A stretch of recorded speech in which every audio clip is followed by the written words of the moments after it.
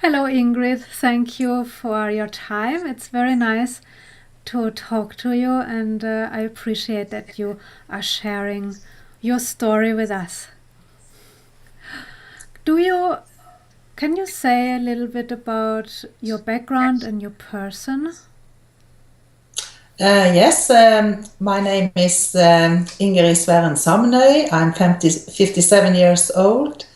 I live in Os, just outside Bergen, with my husband, and I have 3 grown-up children that are not living in the house anymore, or they come home for summer and so on. Yeah, and I work in my own shop, selling knitting yarn and equipment to that. Yeah, so that is my profession today. What have you been doing before you opened your own shop? For 18 years, I worked for a shipping company in Bergen with the marine insurance. I was there on the claims department. So every time a ship or a vessel had trouble with grounding and machinery injuries and so on, we had work to do. Yeah. I know that it was quite a journey for you from working in that company to opening your own store. Yes. Do you want to share with us how your journey went? Yes. After I quit that job, I decided then to stay home with my children. They were they were small at the time, and I felt that was more right for me to do at that moment. So I stayed home for some years, and that was very nice. But after a while, I started to feel, some emptiness, and I was looking for something more, but I did not really know what it should be at that moment. So I was searching a bit around, but then I never, got the courage, perhaps, to really start on something, or I didn't find the right thing then. But then suddenly the opportunity with this shop came up, and the knitting has been a hobby for all my life almost. And then when the opportunity was there, the previous owner was bankrupt, so the shop was there with a lot of stuff in it.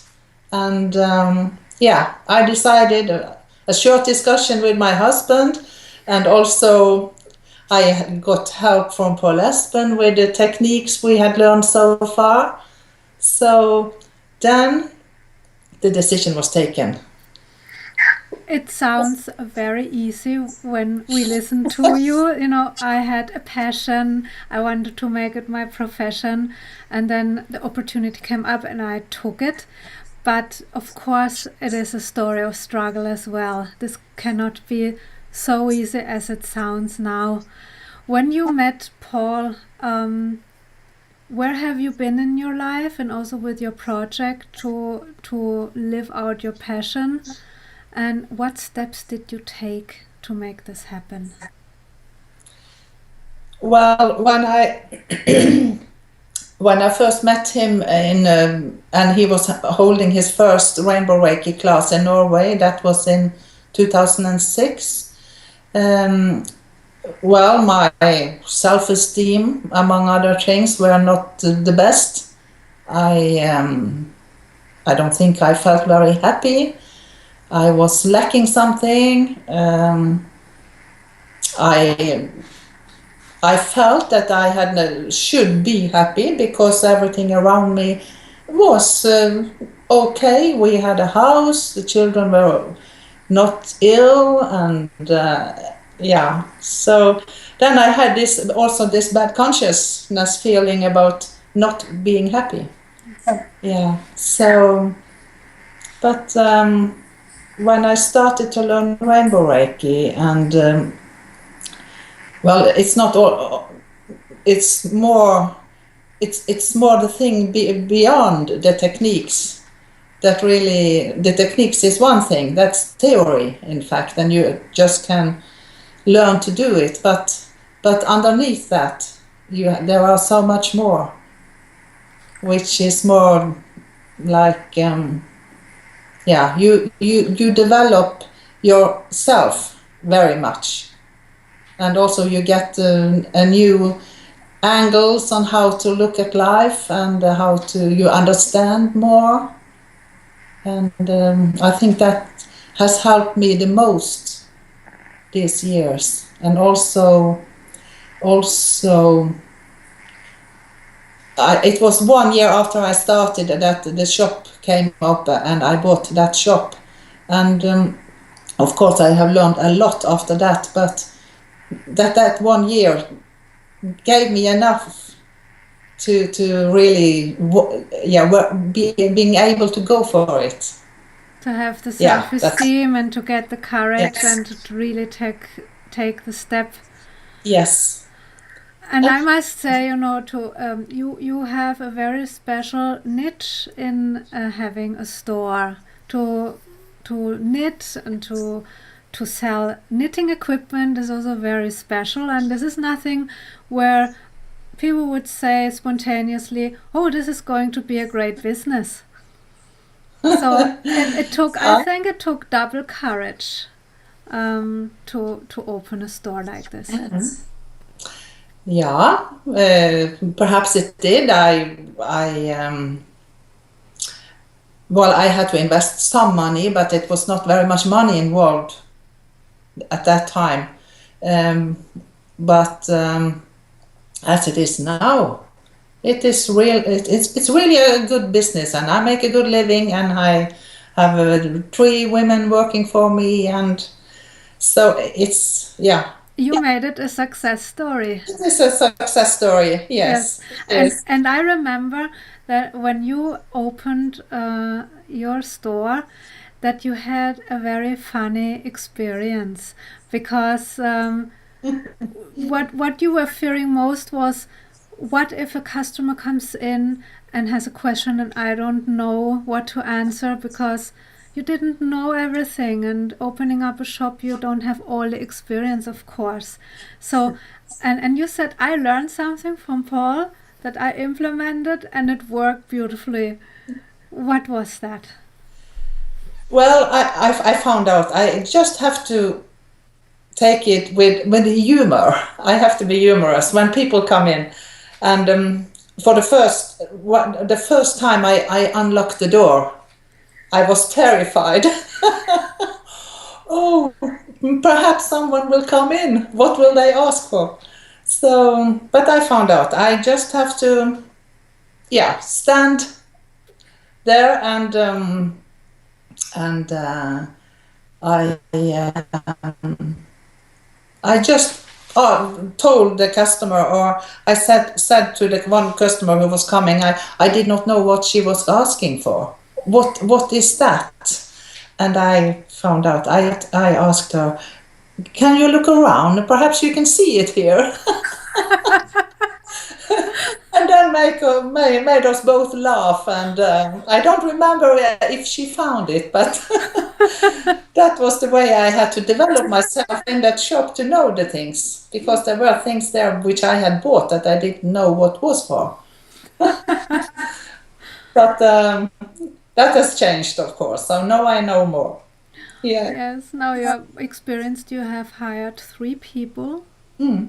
That's quite an accomplishment. And I know that also your self-esteem has been growing a lot during these years, because you know Paul now for several years. You are attending his educations, his seminars. You had coaching as well with him. When you think back, where you have been when you first met him and where you are now, what are the biggest developments, you think? Well, besides the self-esteem, I will say also my relationship with my husband is better. We are more open to each other and can talk more. And of course, he is also doing the same educations, and that helps a lot, of course. Yeah, what else? I have learned a lot about how we are in the society around us are affecting. Is that the right word? Yeah. How we are meant to think, and how the society thinks we are supposed to behave. And that is not always, or very often it is not good for us, because it keeps us down. We are not listening to our heart to really look after what we really want and what we feel is the right for us. Yes, and then of course it can be very difficult to also live out our passion like you did. Yes. And you do until today, to make your passion a profession. Yeah. And you can even make a good living from it. Yes. Yes. So you got closer to your husband, you have more closeness to him. And I have to say, when I think about that you built up a business successfully and raising 3 children at the same time, I wonder, how did you manage that? Yeah. How did I manage? Well, I did, because at work I didn't, as it was a passion, I didn't get so tired after work. So I had more energy left when I came home. And to say I was working much more hours then than I do today. Because in the start I was alone in the shop. And of course the children were also, they thought it was nice to come into the center of the city and go into a store, which I felt were a bit theirs also. So they brought their friends in after school sometimes and just sat there, and yeah. But of course it was a hard work. It was many hours, because they had their things to do after school, and I had to be involved, of course. Yeah. And you managed very well. Yes. Yes.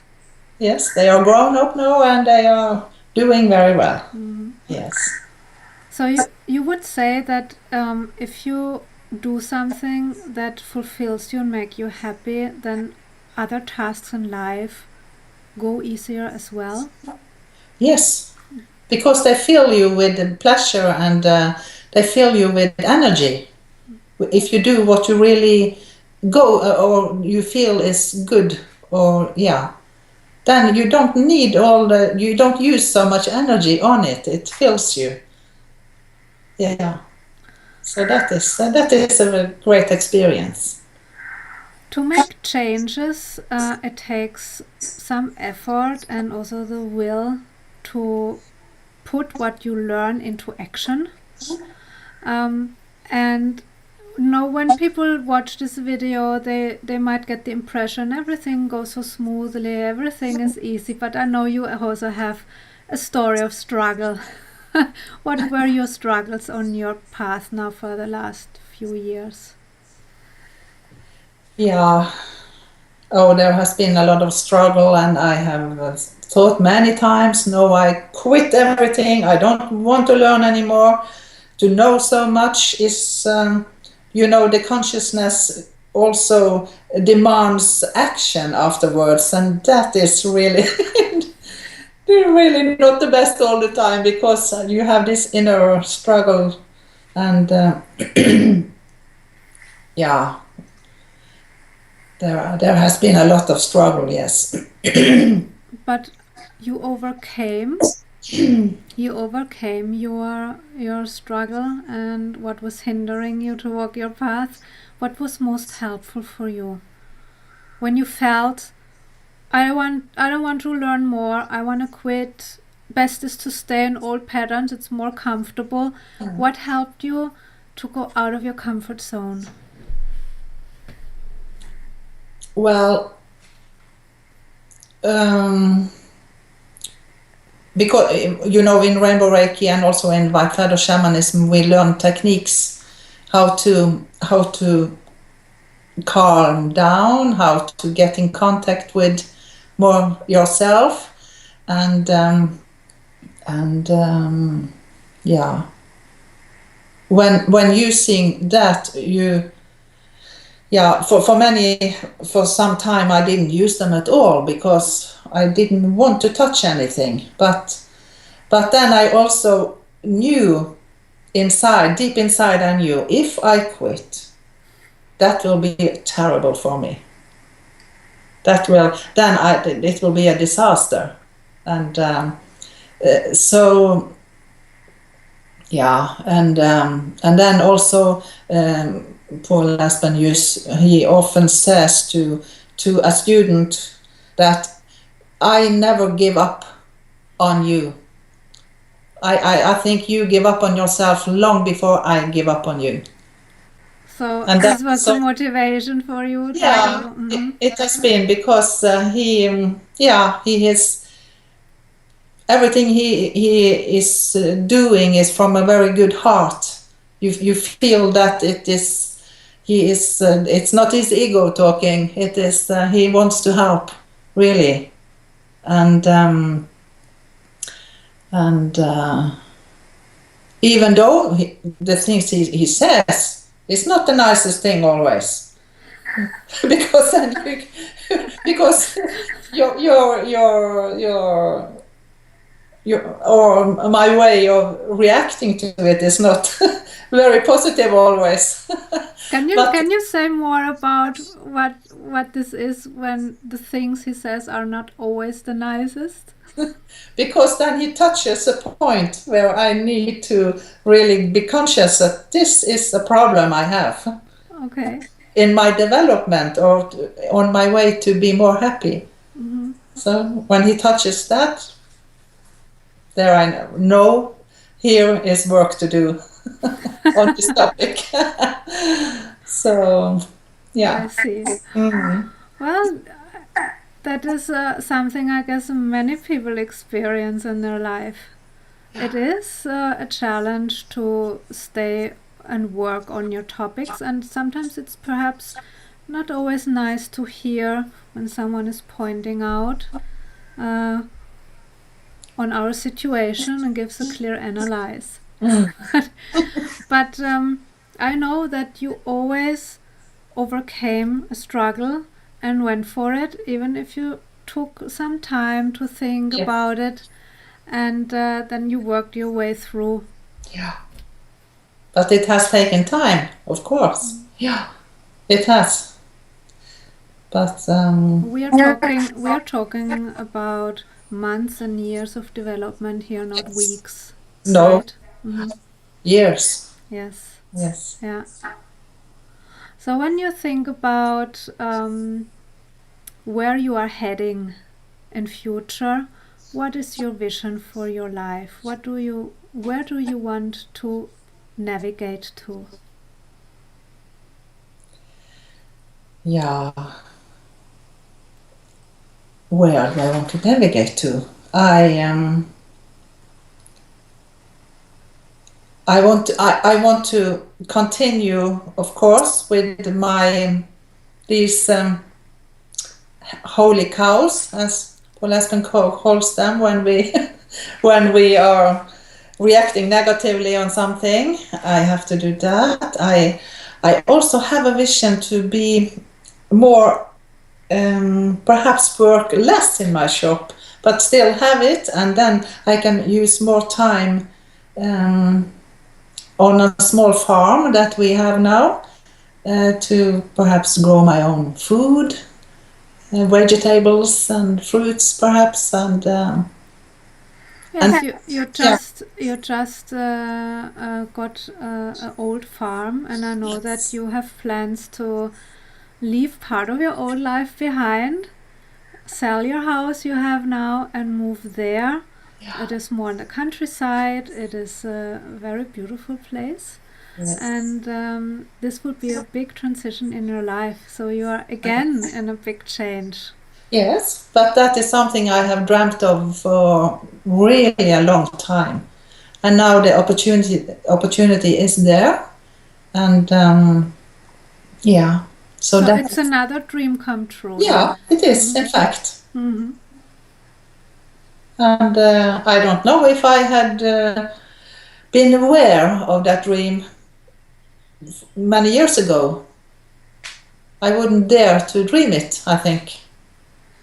When you think about what you learned from Paul, you know, the about psychology and beyond common psychology, how does this come into place in your daily life or in your job and in your store?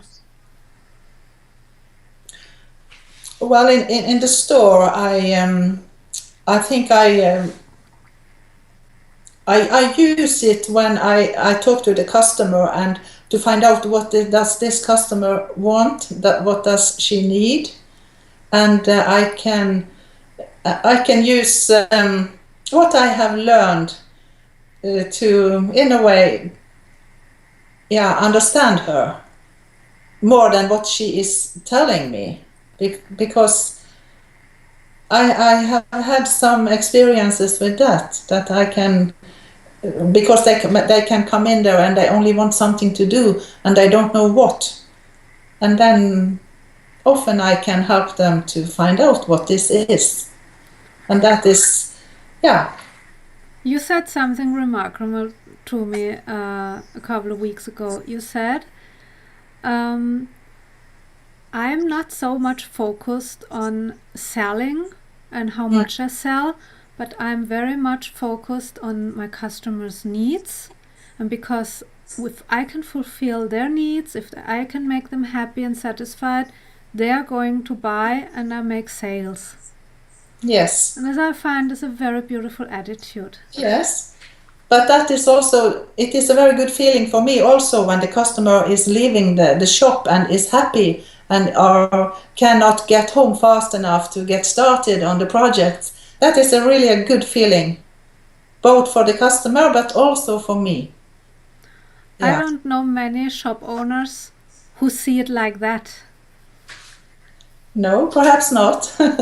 But that's how I feel, and of course that is. Then they come back also, and they tell others, and others come, and yeah, that's a good way of marketing also. And of course, if I couldn't be there without earning money, of course. So, but I have noticed I am not so focused on the sale.